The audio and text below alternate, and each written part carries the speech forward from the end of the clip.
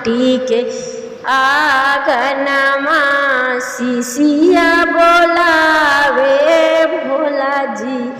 ई माटी के आंगनमा शिशिया बोलावे भोला जी। माटी के आंगनमा शिशिया बोलावे भोला जी। माटी के आंगनमा सासु नदिया भोला जी। मारे रो जतनमा गोतनी बरुनमा शिवे गुरु उठित सुतित कहे बतिया के करा से कहब ई गुरु जी। दिलावा के बतिया के करा से कहबई गुरु जी। दिलावा के बतिया गोतनी जे हाथी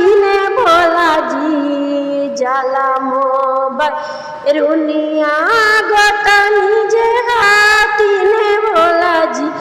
ए जाला मोबाइल रुनिया के करा से कहबई गुरु जी। ई अपन दिला बतिया के करा से कहबई गुरु जी।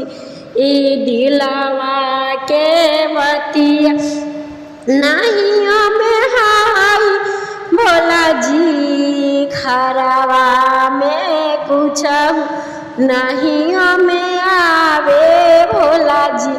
ई राउरे भजनिया नहीं में आवे गुरु जी। ई राउरे भजनिया के करा से कहब गुरु जी।